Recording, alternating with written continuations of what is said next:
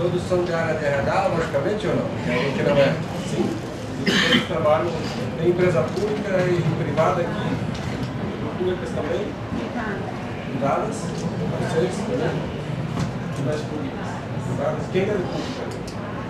Ninguém? Ah, então, isso para nós é muito importante, parece um detalhe, mas é que as características são muito diferentes, né, de empresa pública para privada. O que você tem a obedecer no trabalho desse, e sendo só privadas eu vou direcionar a conversa de outro jeito. Então não precisamos nos alongar com outras coisas. Então eu queria, antes de nós falarmos sobre o assunto, fazer algumas conceituações para a gente se situar. Porque nós vamos falar de muitas coisas. E se eu não coloco os conceitos antes, fica muito difícil algumas pessoas que não são da área entenderem. Então eu vou falar primeiro que essas coisas se amarram, por isso que a gente vai falar de remuneração estratégica, né? É a primeira questão que a gente vai falar de plano de cargos e salários. É muito difícil a gente encontrar na literatura um conceito completo de plano de cargos. E por isso esse conceito vai estar nesse livro que o Rogério falou, que nós estaremos lançando, né? Para estabelecer realmente, né, o conceito. Então, para nós, o que é um plano de cargos e salários? É um sistema que estabelece um conjunto de regras para a administração dos salários pagos aos colaboradores de uma empresa, mediante a análise da demanda ou atribuição dos cargos versus a habilitação individual necessária para obter a justiça interna. Né? Então, nós descrevemos, avaliamos e obtemos essa justiça ou hierarquia interna. Na verdade, é a avaliação dos cargos. Né? E também a avaliação externa, que a gente faz isso com pesquisa de mercado, objetivando equilíbrio entre a necessidade de atração e retenção de pessoas. Quer dizer, se eu falar com o RH, o que você faz no plano de cargo? Eu quero ter um salário atrativo e quero que as pessoas não saiam da minha empresa por conta do salário, pode ser por outros motivos. Né? Observando também a questão de capacidade de pagar, porque cada empresa tem um tipo de negócio diferente, né? E às vezes o custo de mão de obra, de relações de pagamento, ele é transferido para o produto. E às vezes, se o salário for muito alto, ele não se torna competitivo. Então, daí e também observando a legislação trabalhista. Então, nós temos um detalhe assim que no Brasil é muito forte. Né? Você sabe que o plano de cargo e salário mal feito, ele pode gerar prejuízo de empresa que fecha por conta de problema que não sei se você sabe, mas no plano de cargo e salários. Então, e também, como a gente tem essa questão do custo da mão de obra do serviço, por isso que é importante a gente trabalhar também com remuneração estratégica. E o que eu vou demonstrar para vocês é que não há necessidade de empresa necessariamente pagar os melhores salários do mercado para ela ser competitiva e ter atração e retenção. Tem outros mecanismos que a gente pode usar para fazer isso. Né? Então, alguma pergunta sobre esse conceito? Comenta aqui. Então, vamos para o ponto. Agora, vamos conceituar o que é salário e o que é remuneração. Então, salário, para nós, é aquele ordenado no vencimento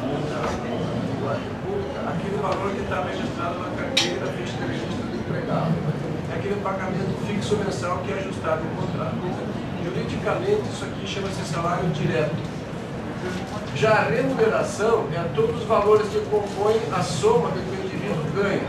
É o salário, são as comissões, adicionais, prêmios, recompensas, gratificações, vantagens, bônus, e até o PPR faz parte da remuneração. Então, juridicamente, ele chama salário indireto. Então, o acordado não gosta mais desse termo. Né? Agora, vamos conceituar outras coisas. Estratégia, então, é falar de remuneração estratégica.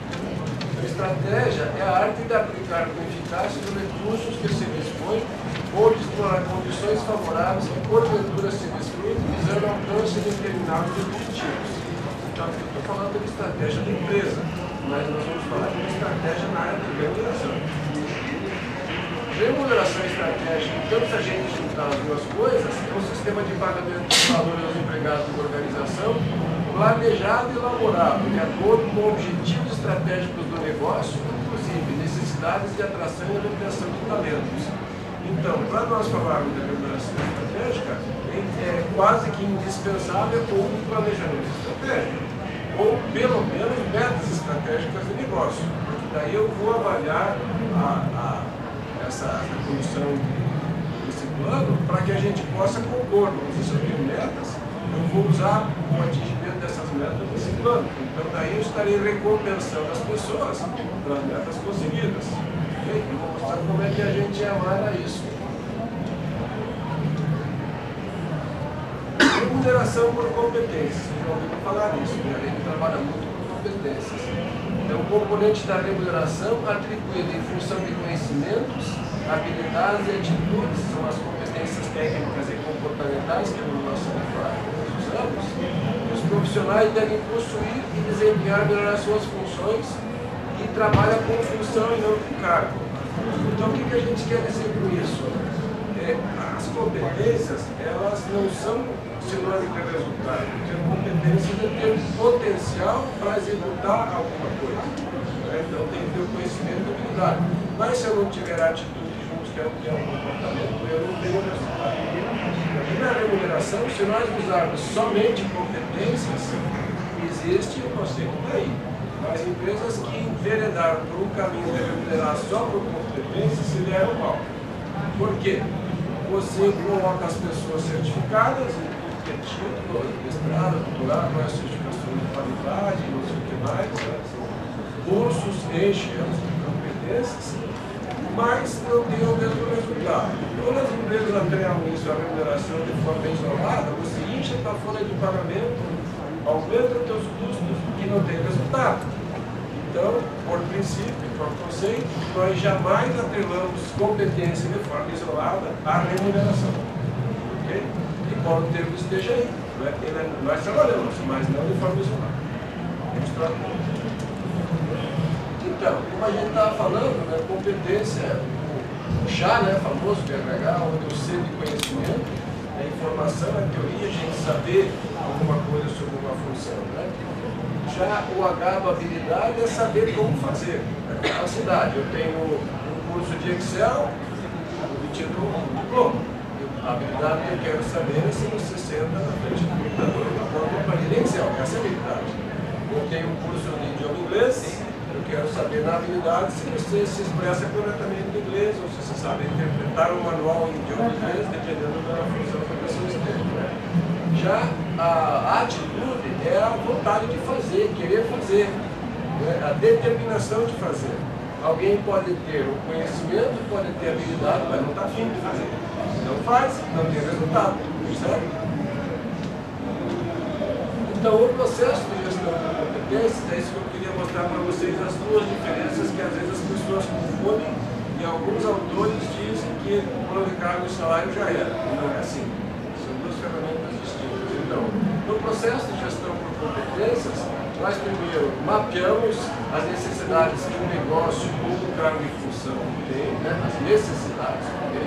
Depois nós mapeamos as competências que são necessárias para esse negócio ou cargo e função. Depois nós vamos avaliar as competências que as pessoas têm. E daí nós temos o resultado. Então, se eu olhar na linha horizontal, o que vocês enxergam na primeira aqui, comparando a necessidade do negócio com a competência que a pessoa avaliada tem? Ela está devendo, né? Esse amarelo aqui eu quero. Eu avaliei que ela não tem o que precisa, que é isso aqui. Ó. Isso aqui é a bolinha azul, ela não preencheu o livro. Nessa segunda aqui, o que eu tenho?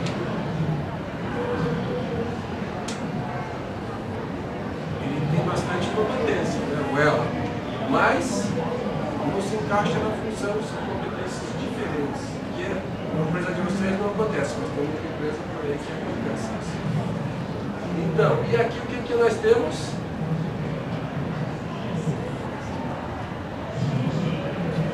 Uma pessoa com muito mais competência do que precisa, né? Então o que gera isso? Uma desmotivação, né?